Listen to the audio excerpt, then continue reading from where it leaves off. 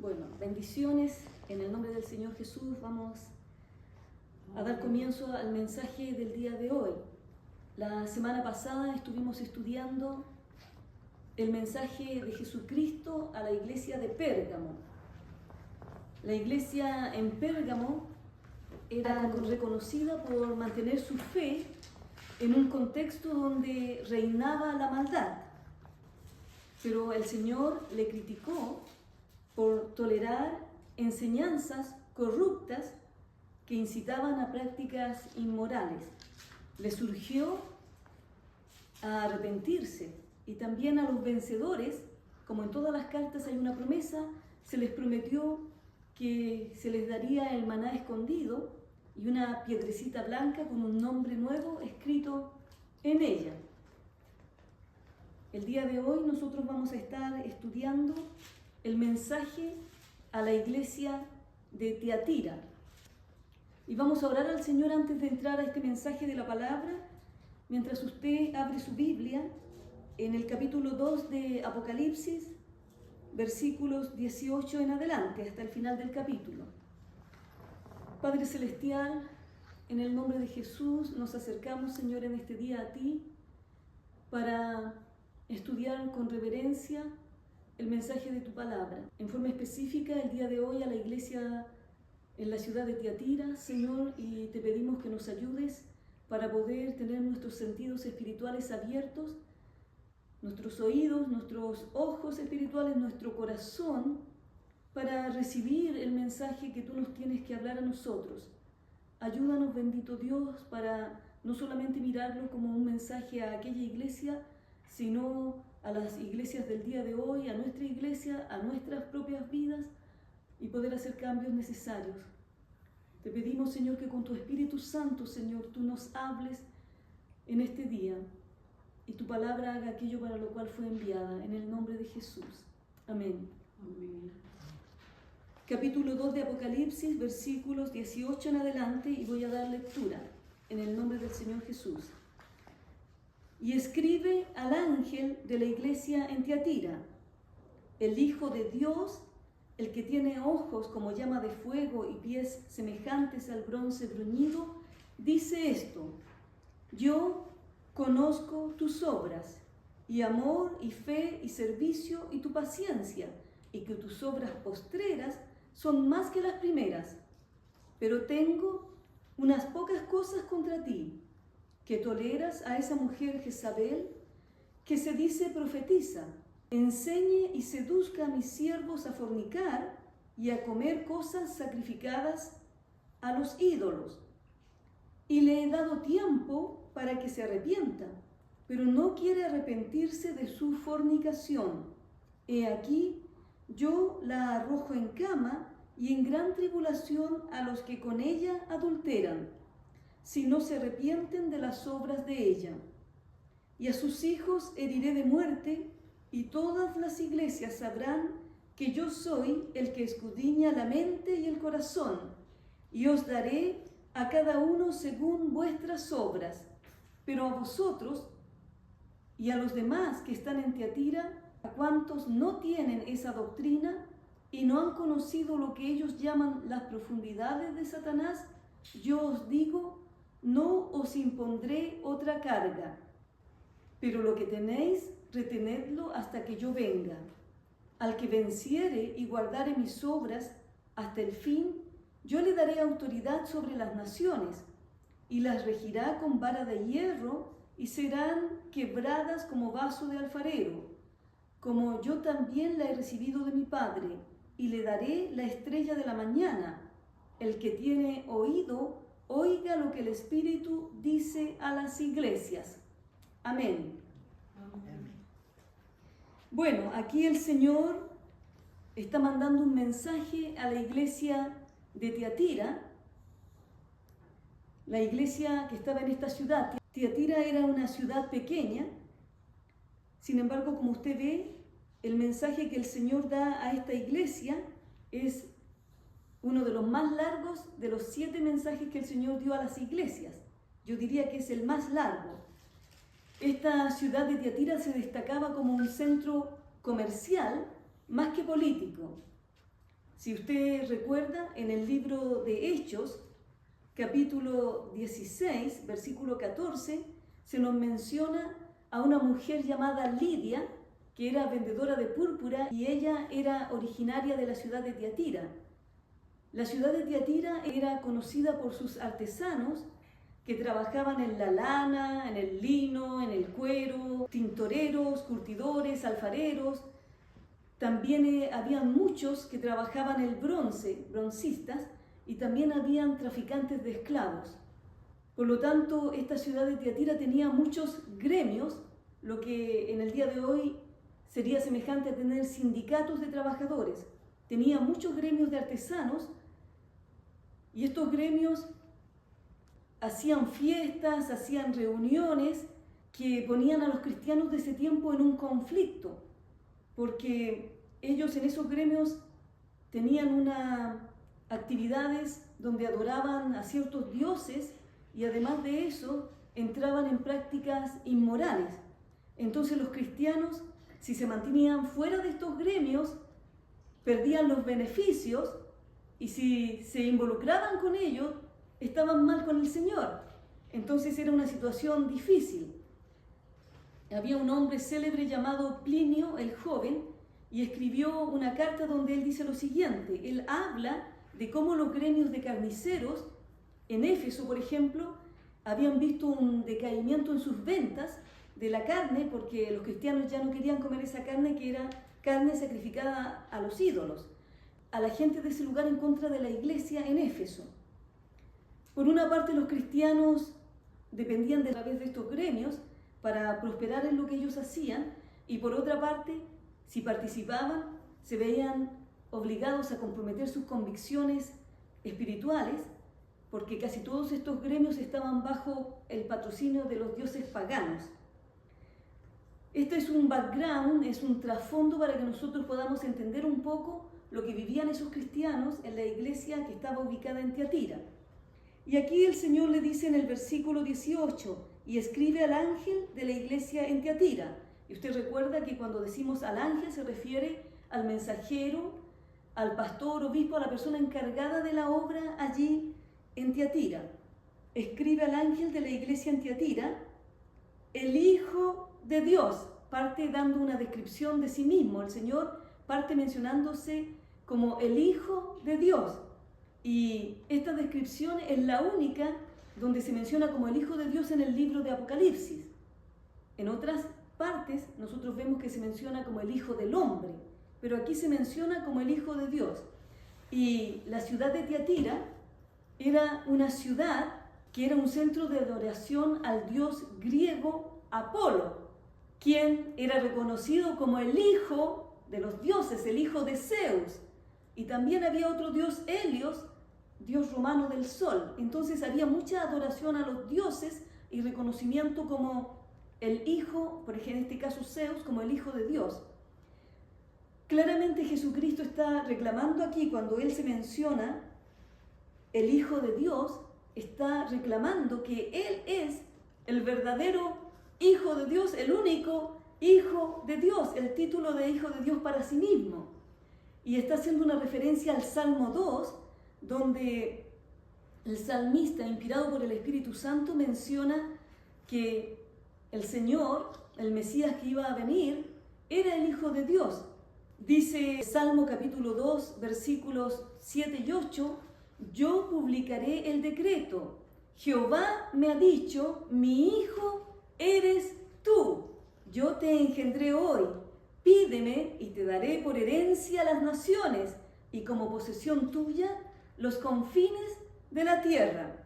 Entonces en este salmo está claramente profetizándose que el Mesías era el Hijo de Dios que gobernaría soberanamente las naciones de la tierra. Y ese Hijo de Dios es el Señor Jesucristo a quien nosotros servimos. Y Él es el soberano de las naciones de la tierra. Él es el dueño de todo. No hay nada que escape de su conocimiento, no hay nada que escape de su poder, no hay nada que escape de su dominio. Él está dando esta declaración de sí mismo como quien tiene el poder y toda la autoridad. Luego continúa diciendo, dice el Hijo de Dios, el que tiene ojos como llama de fuego y pies semejantes al bronce bruñido, dice esto. El Señor Jesucristo vuelve a describirse a sí mismo usando del capítulo 1 de Apocalipsis, el que tiene ojos como llama de fuego. Esta es una descripción que sugiere que el Señor donde mira, Él tiene un conocimiento profundo, íntimo. No hay nada que escape del conocimiento de Dios, ni siquiera las oscuridades más profundas, ni las maldades más profundas que el ser humano puede hacer en los países de la tierra. Porque nosotros vamos a ver cómo se menciona aquí más adelante las oscuridades, las profundidades de Satanás. Y usted sabe que las mayores cosas que se hacen en las oscuridades y en las profundidades no son de Dios. Aquí en el país de los Estados Unidos están saliendo a luz muchas de las cosas que se han hecho en las profundidades, en las oscuridades, donde la mayoría de la gente no tiene idea, y son cosas malas, son cosas profundas, son cosas perversas. Pero el Señor, dice la palabra, que trae todas las cosas a luz. No hay cosa oculta que no haya de salir a luz. Entonces aquí el Señor se menciona a sí mismo como aquel que tiene sus ojos como llama de fuego. Su visión penetra hasta lo más profundo respecto a la iglesia, y Él conoce las condiciones de las personas, Él conoce las condiciones de las iglesias, Él conoce las condiciones de las ciudades, Él conoce las condiciones de las naciones.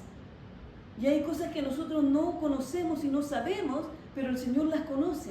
Los ojos del Señor penetran a las profundidades más oscuras y conoce los secretos más escondidos. También dice que Él es aquel que tiene los pies como bronce bruñido.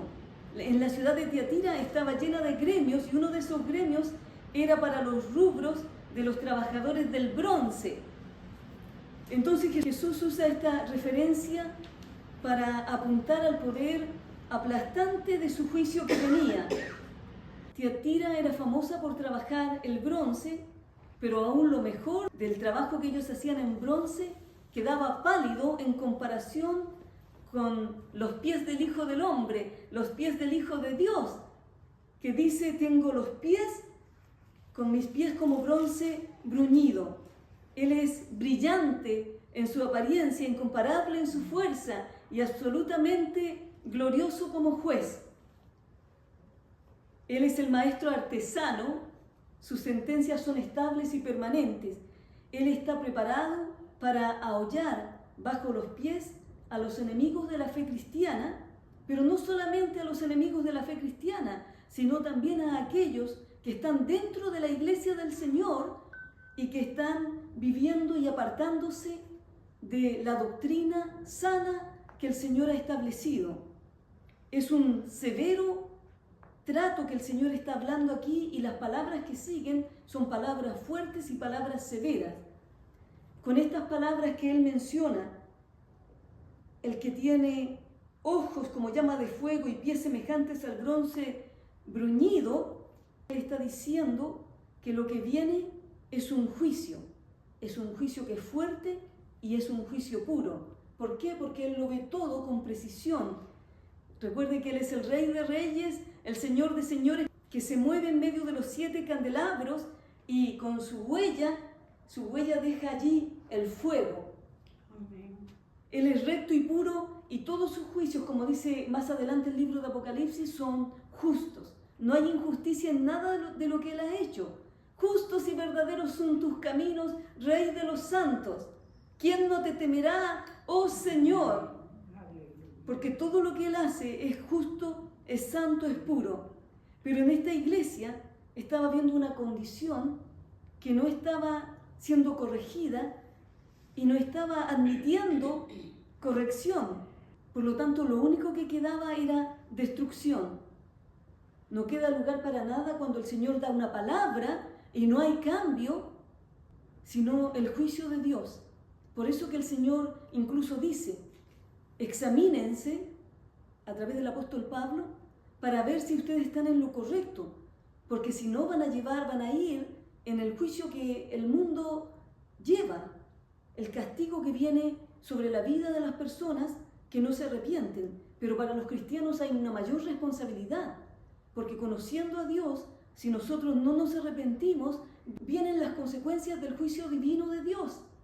Y aquí las palabras que siguen están mostrando que el Señor penetra en esta congregación y viene para resolver el mal que estaba metido en medio. Aquí parte el Señor, como en todas las iglesias, elogiando las cosas buenas. Y ojalá que nosotros, como cristianos, también tengamos esas mismas características del Señor, de cuando tenemos que enfrentar alguna situación en la vida de una persona, que nosotros podamos partir reconociendo las cosas buenas que hay en la vida de esa persona, si las hay. ¿No es cierto? Por ejemplo, aquí le dice el Señor, versículo 19, yo conozco tus obras,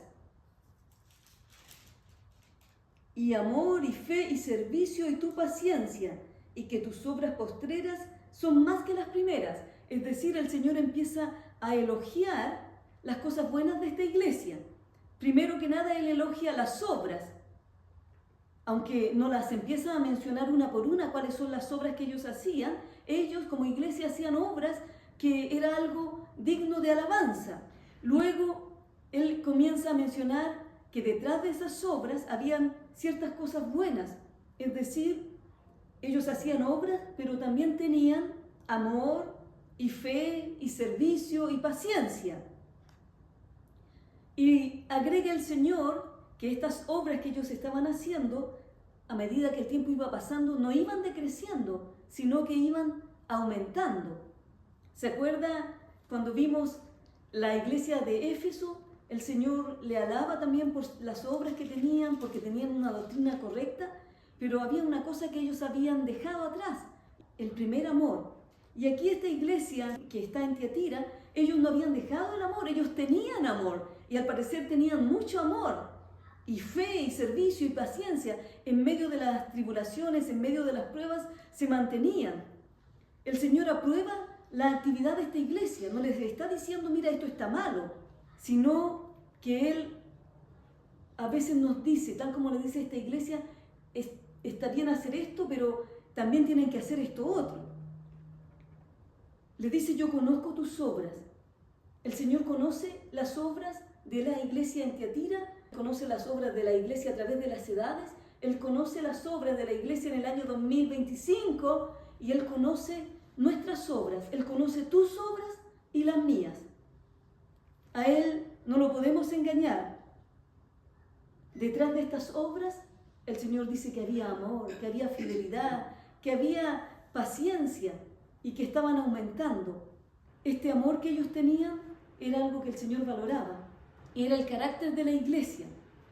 Era la raíz de lo que ellos estaban haciendo. Tenían amor y por eso tenían esta fuerza para seguir adelante, esta paciencia, esta fe, para continuar en la obra del Señor.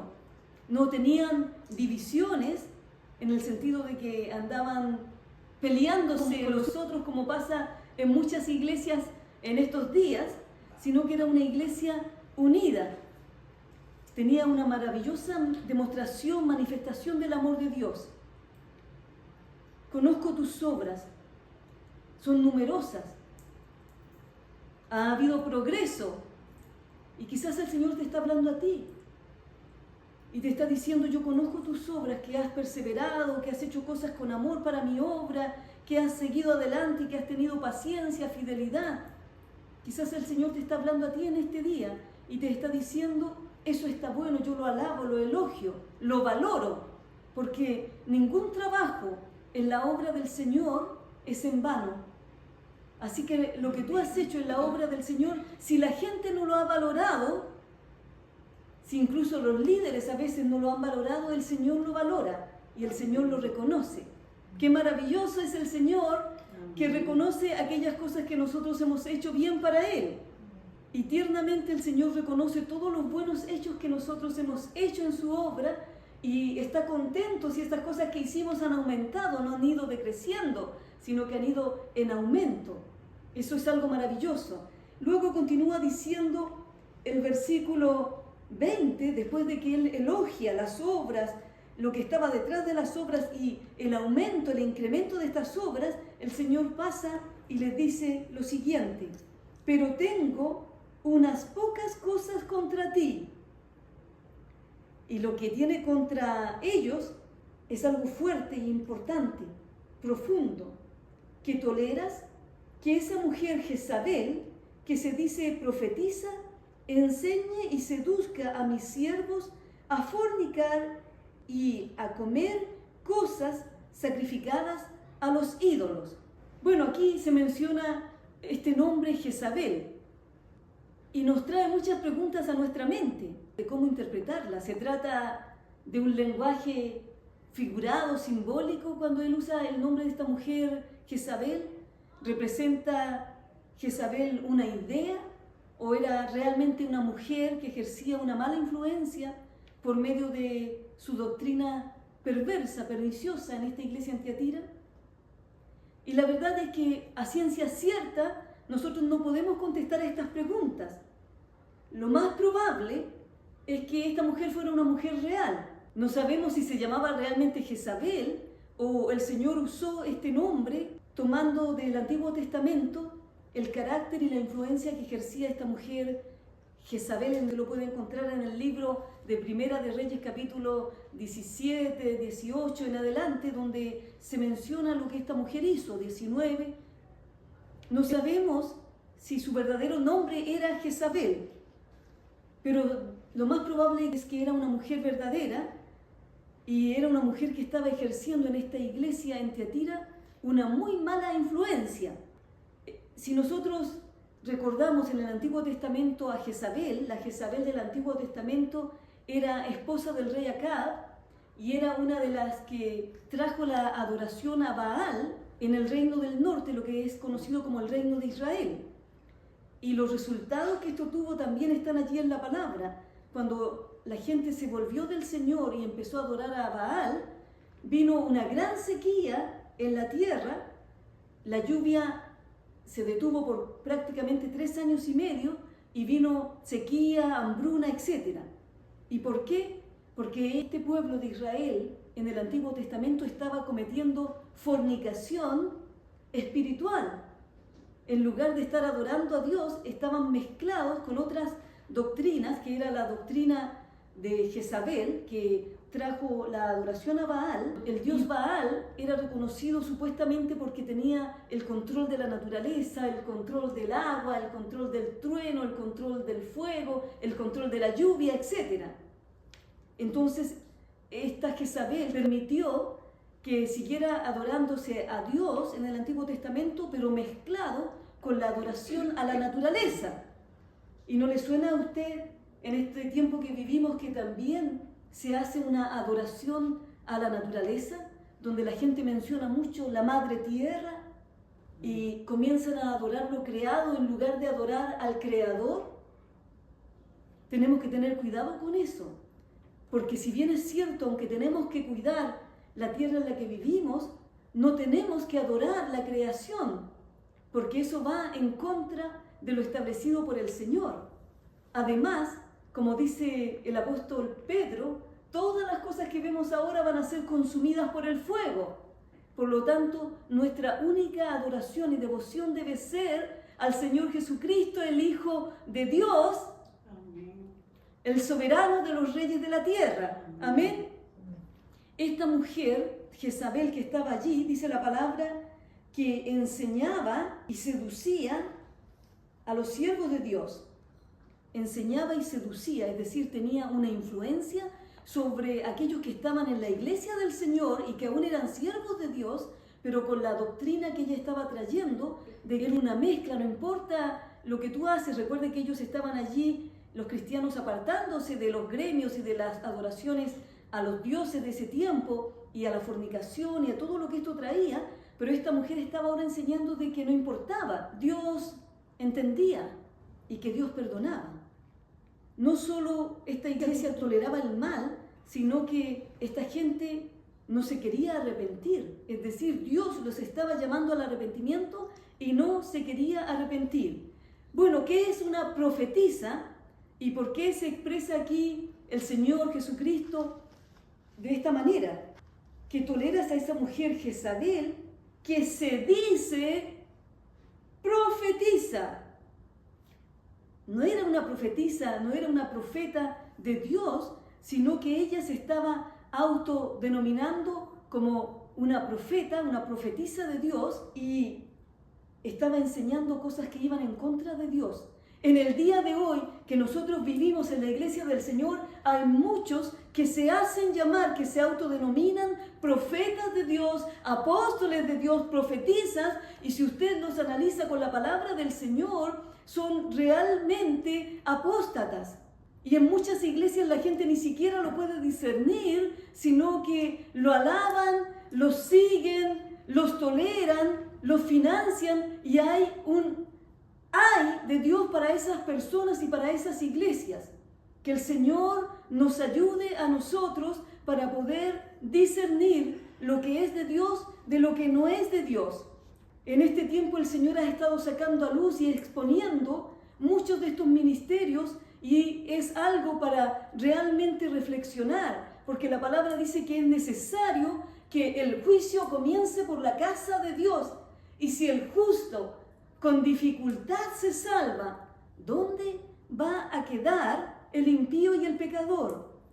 Pero tengo unas pocas cosas contra ti, que toleras que esa mujer Jezabel, que se dice profetiza, enseñe y seduzca a mis siervos a fornicar y a comer cosas sacrificadas a los ídolos.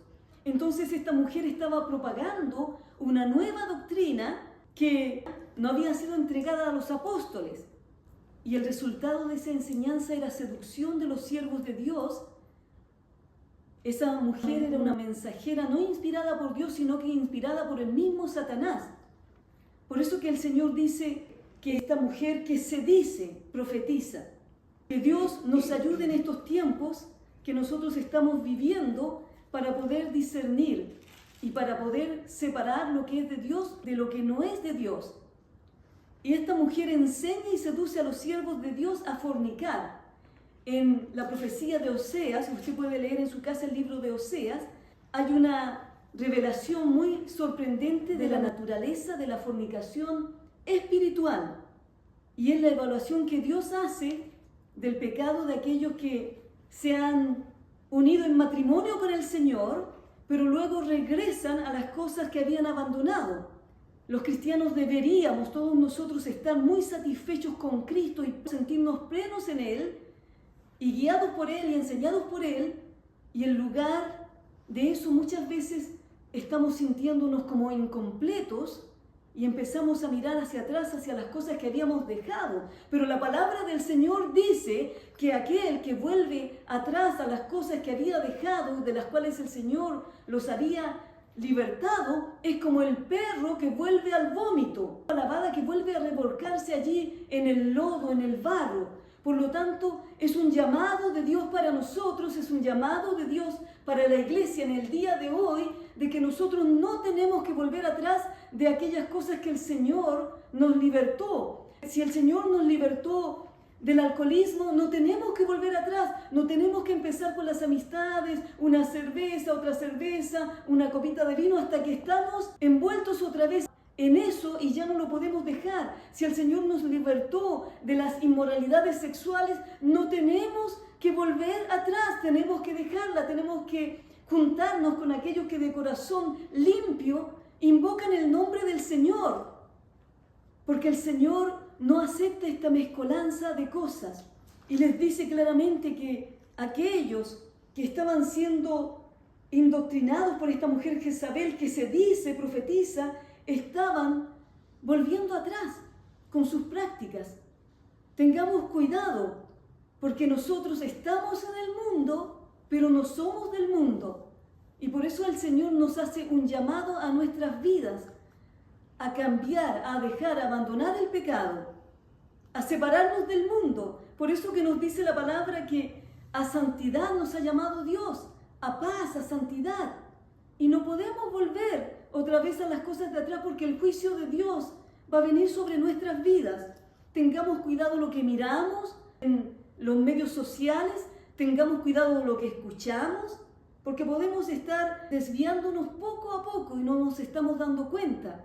Recuerde que la caída normalmente no viene rápida, sino que la desviación viene de a poquito, las cosas que no parecen tan malas, hasta que llegamos al borde, y cuando estamos en el borde, ya cualquier viento, cualquier situación nos bota, y nos hemos ido deslizando poco a poco. Los miembros de la iglesia de Tiatira empezaron a encontrar otra vez el camino de vuelta a las fiestas paganas, comían cosas sacrificadas a los ídolos, afirmando que estas cosas no eran tan malas. Estas prácticas ya a ellos les estaban pareciendo normales. Estaba habiendo una unión entre lo santo y lo profano. Y el Señor claramente les dice que esto no está bien. Él tenía en contra de la iglesia de Tiatira el que ellos estaban tolerando esto. Que Dios nos ayude a vivir en santidad, que Dios nos ayude a vestirnos en santidad, que Dios nos ayude a que nuestras conversaciones sean en santidad, porque si nosotros estamos entrando en amistades y en conversaciones que no edifican, que no glorifican a Dios, y la gente no tiene temor frente a nosotros de hablar las cosas que están incorrectas, es porque ya no están viendo en nosotros ninguna diferencia. Pero aquí nosotros nos damos cuenta que la iglesia de Tiatira, a pesar de estos hechos terribles que estaban pasando, estaba en silencio y los toleraba. El Señor, que conoce lo más profundo, se daba cuenta que no había un arrepentimiento, que se habían endurecido, y producto de eso nosotros vamos a ver lo que vino. Versículo 22. He aquí, yo la arrojo en cama. Versículo 21. Y le he dado tiempo para que se arrepienta, pero no quiere arrepentirse de su fornicación. Usted sabe que el Señor es muy misericordioso y compasivo. Y si tú estás en un pecado y el Señor no ha terminado con tu vida, es porque Él es misericordioso y compasivo y quiere que te arrepientas. Él te llama al arrepentimiento. Claramente la palabra del Señor nos indica una y otra vez que el Señor no quiere la muerte del pecador, sino que el pecador se arrepienta y se vuelva de su mal camino. Que si estás en fornicación la dejes, que si estás en mentiras, en chismes, en pecado, en pornografías, o en otras cosas que tú sabes que estás y que no agradan a Dios, el Señor quiere que te arrepientas y las deje. Y dice la palabra, le di tiempo para que se arrepienta. Siempre el Señor da un tiempo, pero los tiempos de Dios tienen un fin. Y lo que sigue es una afirmación que revela que el Señor, cuyos ojos son como llama de fuego, ve todas las cosas y les está llamando a arrepentirse, pero ellos no quieren arrepentirse de su fornicación, de esta mezcla de cosas. Ninguno, pues, dice Santiago, que se hace amigo del mundo, puede mantenerse como amigo de Dios, porque el que se hace amigo del mundo se constituye enemigo de Dios.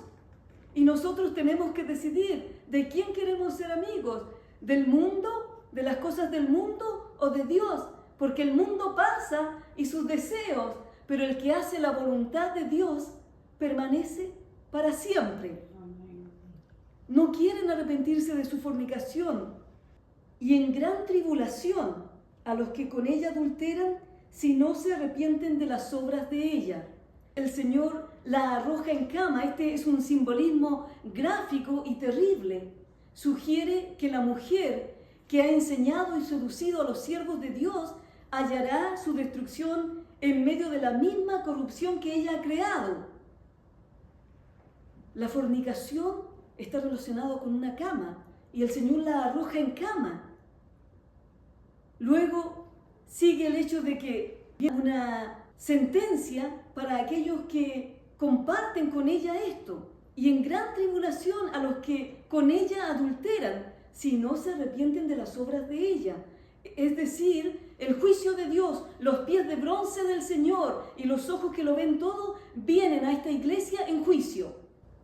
La única manera de escapar de la tribulación, la única manera de escapar de la condenación y de los juicios que el Señor va a traer sobre su pueblo en el tiempo de la limpieza del Señor es a través del arrepentimiento.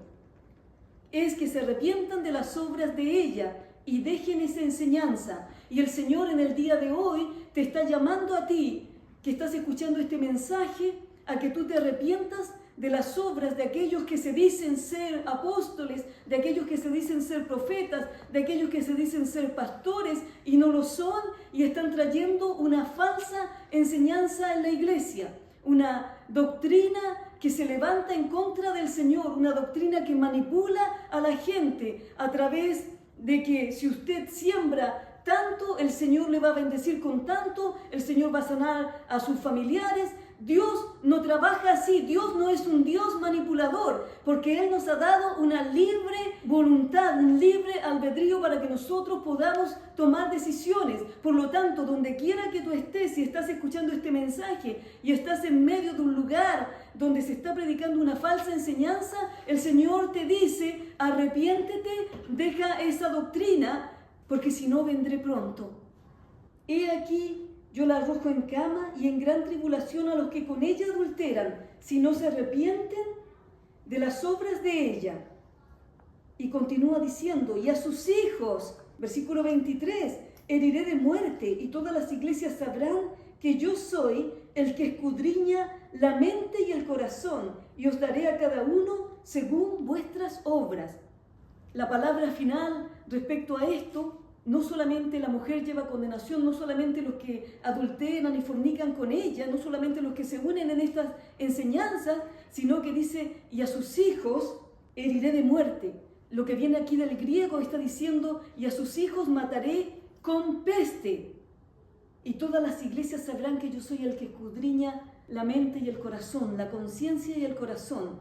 Entonces todo el fruto que ellos hayan tenido en estas relaciones que no provienen de Dios, el Señor dice que los va a matar con peste, con algo pestilente. El problema de esta iglesia es que ellos estaban, a pesar de tener buenas obras, a pesar de tener amor, su amor era tan grande que habían pasado prácticamente en nombre del amor a tolerar estas enseñanzas pecaminosas y no decirles nada a esta mujer y a los que estaban cayendo en estas enseñanzas. Y aquí viene la amonestación. Del versículo 24 en adelante viene la amonestación. Pero a vosotros y a los demás que están en Tiatira, a cuantos no tienen esa doctrina y no han conocido lo que ellos llaman las profundidades de Satanás, yo os digo, no os impondré otra carga. Pero lo que tenéis, retenedlo hasta que yo venga. Entonces el Señor les está diciendo, habían algunos allí que eran fieles y que no tenían esta doctrina, no estaban siguiendo esta doctrina.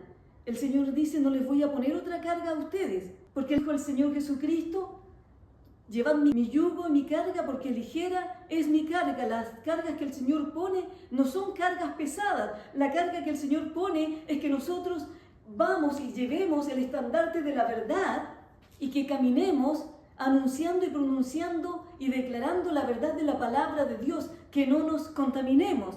Por lo tanto, el Señor dice, no les voy a poner más carga. Si usted recuerda en el libro de los Hechos, cuando muchos judíos querían judaizar a los nuevos que se convertían al Señor, se reunieron y el Espíritu Santo y los apóstoles dijeron que no iban a imponer otra carga mayor a aquellos gentiles que se convertían a Cristo, sino solamente que se apartaran de fornicación, de lo sacrificado a los ídolos, entre otras cosas. Pero eran cosas básicas y aquí nosotros vemos que esta mujer Jezabel los llevaba a comer lo sacrificado a los ídolos y a la fornicación, todo lo que las cosas básicas que se habían prohibido a la iglesia en el principio aquellos que no eran judíos. Así que imagínense de dónde estaba recibiendo esta mujer estas revelaciones, del propio Satanás. Y el Señor le dice, no les voy a imponer ninguna otra carga, pero lo que tenéis, retenedlo hasta que yo venga. Aquí está hablando de la venida del Señor. Es una de las pocas partes donde se menciona aquí a las iglesias acerca de la venida del Señor. Y al que venciere y guardare mis obras, versículo 26, hasta el fin, yo le daré autoridad sobre las naciones. Al que venciere hasta el final, el Señor le iba a dar esa autoridad. Y usted sabe que dice la palabra que el Señor un día va a gobernar con vara de hierro sobre las naciones.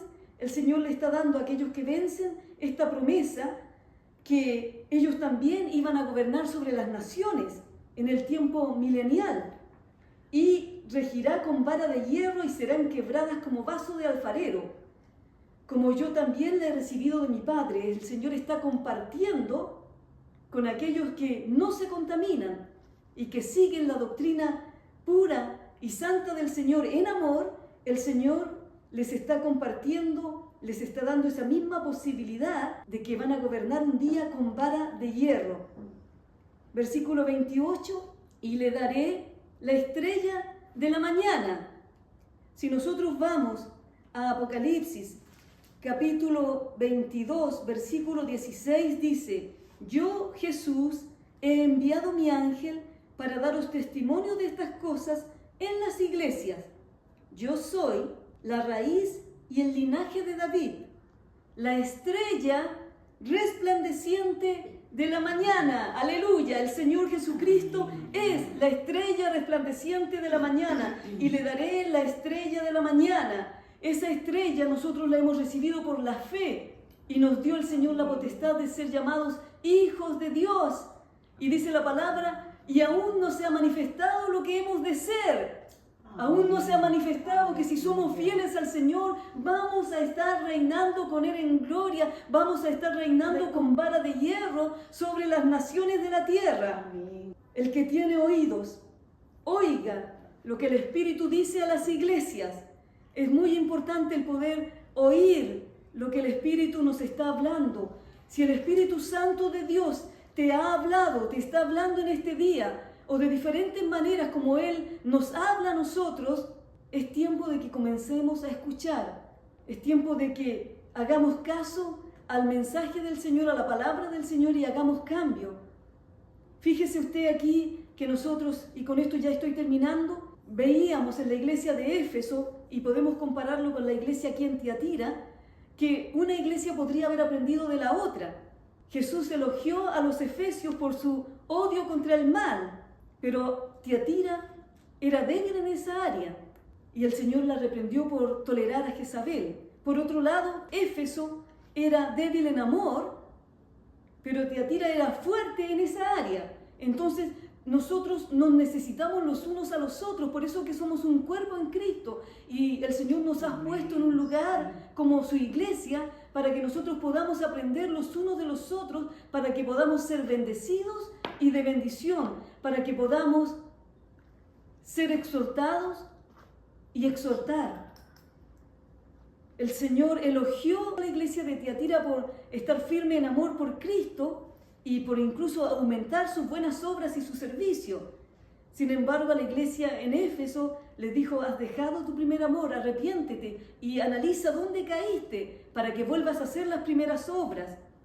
Nosotros tenemos este llamado del Señor a través de esta iglesia en Tiatira a seguir adelante si estamos haciendo buenas obras y estamos sirviendo al Señor en amor, en fidelidad, con un servicio puro, a que sigamos en eso, a que aumentemos las buenas obras. Pero también tenemos el llamado de Dios, como lo tuvo esta iglesia, a un arrepentimiento genuino, si a través de nuestro caminar nos hemos comprometido, hemos tolerado las falsas enseñanzas y nos hemos apartado de Dios, cayendo al adulterio, a la fornicación espiritual. El Señor nos llama al arrepentimiento en este tiempo, porque Él viene por una iglesia santa, sin mancha, sin arruga, una iglesia pura que se ha consagrado y conservado para el esposo. Aquí viene el esposo, salid a recibirle. Tenemos que estar listos para ese encuentro con el Señor Jesucristo en pureza, en santidad, en amor, en servicio, no tolerando aquellas cosas que no agradan al Señor, que van en contra de la palabra de Dios. Que el Señor les bendiga. Vamos a orar.